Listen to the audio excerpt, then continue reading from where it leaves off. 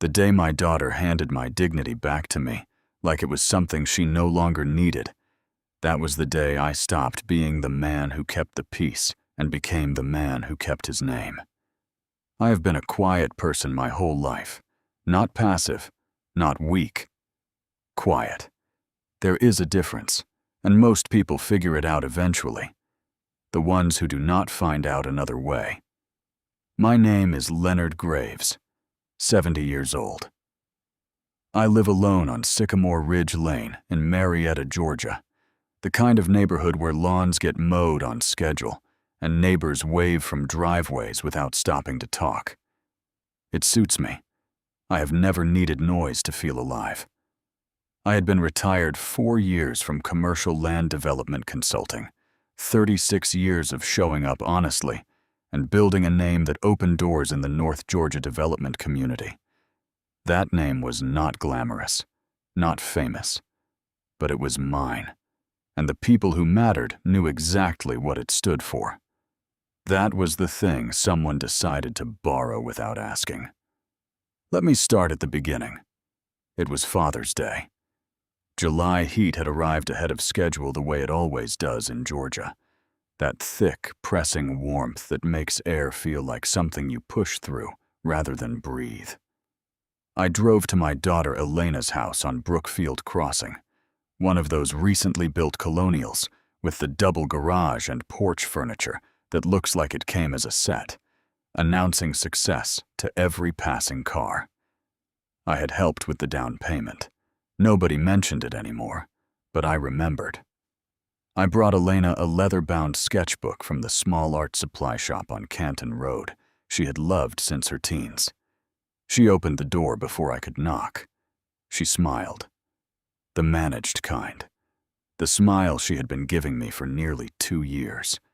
The careful one. The one with something held back behind it. Her husband Derek appeared at her shoulder. He had a way of appearing in doorways like he had been staged there. Pressed polo, sleeves rolled, that handshake always slightly too firm. Derek Whitmore had been selling himself to rooms since the day I met him, and the performance had never dropped long enough for me to see what was underneath. Dinner was in the formal dining room. Elena had made my favorite, pot roast with rosemary from her garden. I noticed everything. We were 20 minutes in before Derek started. He had a particular way of introducing his own importance into a conversation, easing into it the way you ease into traffic when you believe you have the right of way, regardless of the signals. He mentioned a project, a large commercial development contract with the Cobb County Planning and Development Authority. Mixed use, significant acreage, the kind of deal that, in his words, put you in a completely different conversation. Elena watched him the way she used to watch me talking about projects I was proud of. I recognized that look. I had raised her to give it genuinely. Watching her give it to Derek was its own kind of ache. I asked how he had gotten in front of the authority board. Something shifted briefly behind his eyes, quick and gone, the way a shadow crosses water. Connections, he said smoothly. When you build enough relationships in this business, the right doors open. I nodded and picked up my fork. I knew which door had opened. I knew exactly whose name was on it. I had known for 3 weeks. Here is what nobody knew yet. 3 weeks earlier, I received a call from an old colleague named Frank Delray, a man I had worked alongside for nearly 2 decades before we moved in different directions. Frank called because my name appeared on a project prospectus on his desk, the Whitmore Property Group submission to the Cobb County Planning and Development Authority. My name was listed as a professional reference and senior development consultant on the project.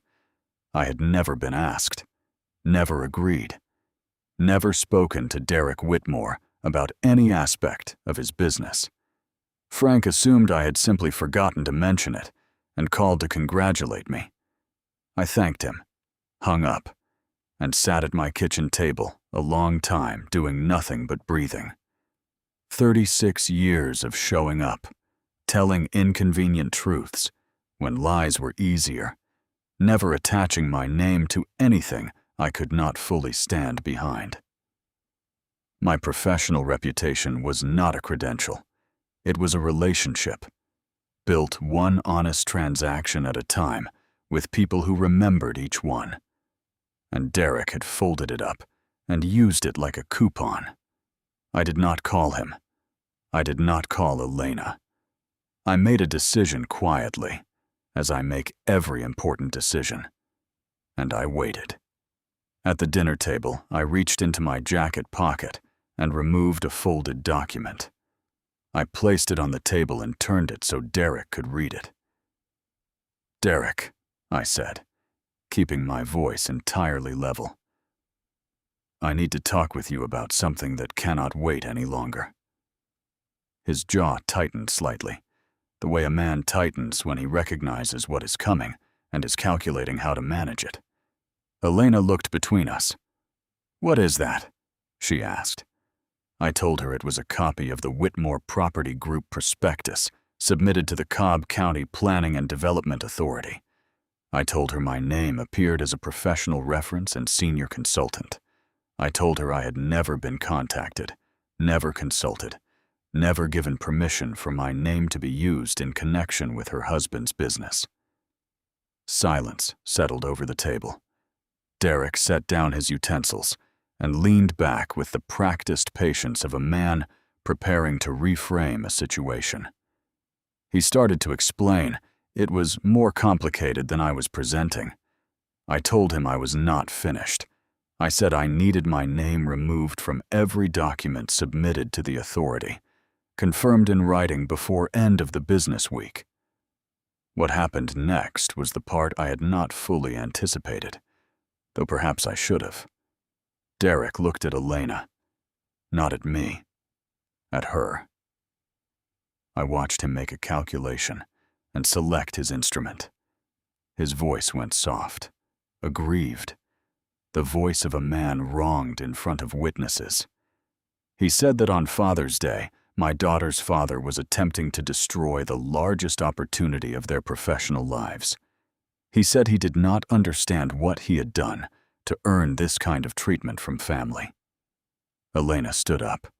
She had her mother's eyes when she was angry, wide and certain, the eyes of someone who has made up their mind and needs the rest of the room to confirm it.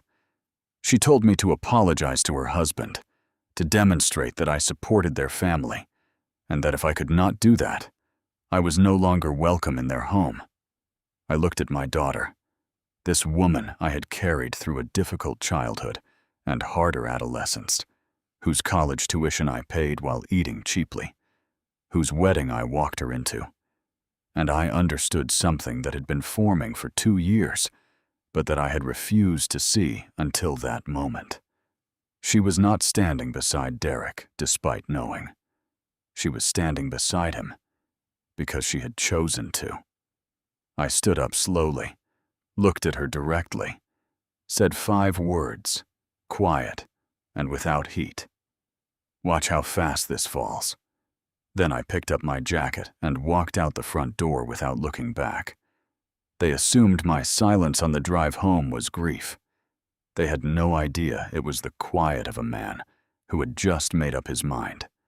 I got home at 7 in the evening, checked the clock the way you mark time when something significant has just closed. The evening light was doing that low golden thing through the window that makes a kitchen look peaceful regardless of what is happening inside the person standing in it. I sat at the table without turning on the television. Let the last 2 hours settle, and my daughter had told me I was no longer welcome in her family, with her husband wearing the expression of a man who had just watched his gamble pay off. Somewhere in that stillness, something held tight inside me for a long time, simply released. Not broke, not snapped. Released. The way a fist opens when it finally stops needing to hold anything. I slept deeply that night. That part still surprises me. Monday morning, I dressed the way I used to dress when working. Pressed shirt, good trousers, leather shoes. because some phone calls deserve to be made by a man standing up straight. I had one call to make. His name was Bernard Okafor, 73 years old, chairman of the Cobb County Planning and Development Authority, and a man I had known since the early 1990s, when we both served on a regional land use advisory board during a contentious rezoning cycle in South Cobb. We had lunch every few months. He had delivered a tribute at my retirement gathering. Bernard Okafor was a man who had spent his career in public development oversight, with his integrity never questioned, which meant he understood, at a cellular level, what it cost a person to have theirs compromised. I dialed his direct line at 8:45. He answered on the second ring. We exchanged the brief warmth of people who have known each other for decades. I told him I had something requiring his full attention, and that I was not calling out of anger.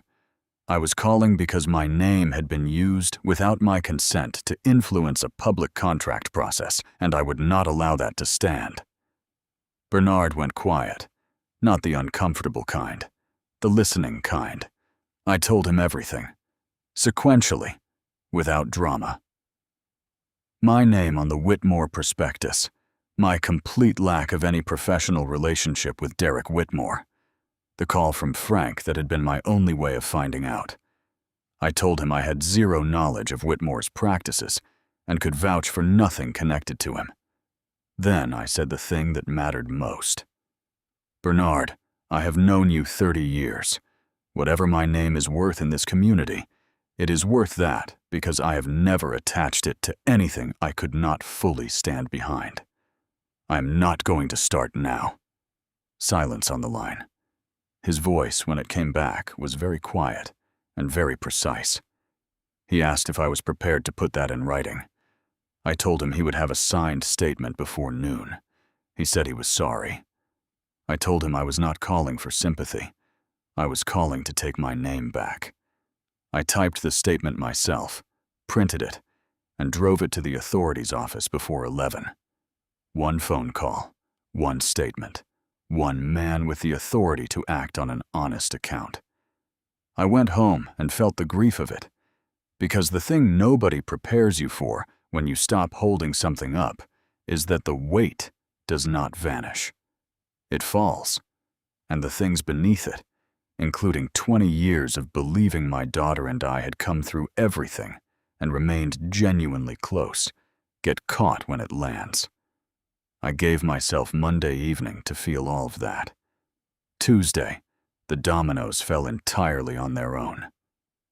By Tuesday afternoon, I learned through Frank that the Cobb County Planning and Development Authority had suspended the contract review for the Whitmore Property Group pending a full audit of the prospectus.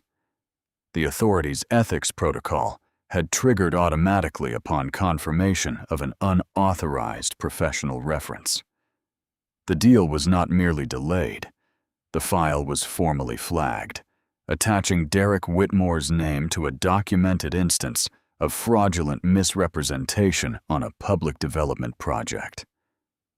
In North Atlanta's development world, where professional circles are small and reputation is genuine currency, a flag like that does not stay quiet. By Tuesday evening, 2 firms Derek had been in preliminary conversations with had stopped returning communications. No calls, no emails, the professional equivalent of a door being shut, with complete politeness and complete finality. Wednesday morning, Derek called 7 times before 9. I let every call go to voicemail. His texts escalated from composed to urgent, to something trying hard to sound reasonable and landing closer to desperate. He used the word misunderstanding twice. Elena called at 9:30. I looked at her name on the screen for a long time. My daughter. 3 days after telling me I was not welcome in her family, I let it ring. Here is why. If I had answered and walked her to the truth, she could have rejected the delivery. People do that when they cannot argue with the content. If she found it herself, stumbled into it in her own kitchen, while her husband unraveled around her, it would settle differently. That kind of understanding does not require defending. It simply is.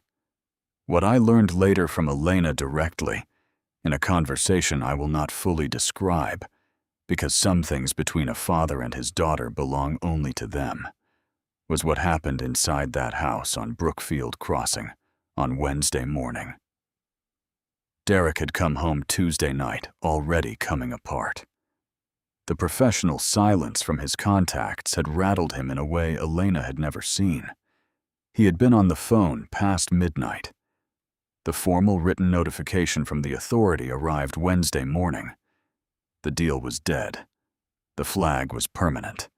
And 2 industry relationships he had cultivated carefully were now closed without explanation. And that was when Derek Whitmore stopped performing.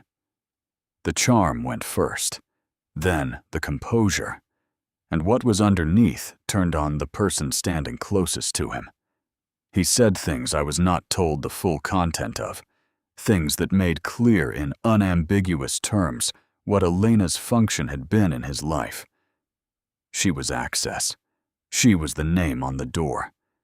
And when the door stopped opening anything useful, he did not bother to pretend otherwise. By Wednesday afternoon, Elena was alone in that house, sitting with her phone in her hands and my number on the screen. I was in the backyard pulling weeds from the garden bed when I heard the knock 3 times, careful the way a person knocks when they are not sure of their welcome. I knew before I reached the door. I opened the front door. Elena was standing on the porch. She looked like someone who had not slept and had been crying and had driven across town anyway because there was nowhere else to go. In her hands, she was holding the authority notification because she had needed something concrete to hold on to during the drive. She looked at me and said, "I am sorry, Dad." 3 words, after everything. Just 3. I opened the door wider and she came inside, and I made coffee and we sat at the kitchen table where I had sat alone on Father's Day evening, and we talked for a long time. About Derek, about the years she had spent defending a performance she had believed was real, about how long she had known somewhere beneath the surface that something was not right, and had chosen not to look at it directly because looking would have meant dismantling everything. I did not say I told you so. She had already told herself. What I said was that the hardest thing about loving someone is accepting that you cannot stand between them and every fall. That sometimes the most honest thing a parent can do is step aside and let a person find their own footing in the wreckage. That it had cost me something to do that, but I would make the same choice again. She stayed for dinner. I made the pot roast she had made for me on Father's Day. We ate in the kitchen, not the dining room. No performance, no managed smiles, just a father and his daughter, a long overdue conversation, and the particular quiet of a house where something painful has finally been allowed to be exactly what it is. Some things take time to repair. We are in that time now, and I am patient with it the way I have learned to be patient with most things that matter. Not passive, not resigned, just willing to do the work without demanding it happen faster than it can. My name is Leonard Graves, 70 years old, and the reputation I built across 36 years of honest work is still mine. Intact, attached to nothing I did not choose. That is enough. That has always been enough. Subscribe if this story reached something real in you. Share it with someone who needs to hear that quiet is not the same as weak, and that the truth, told to the right person at the right moment, has a way of doing everything else entirely on its own. New stories every week. Leave a comment. I read every one.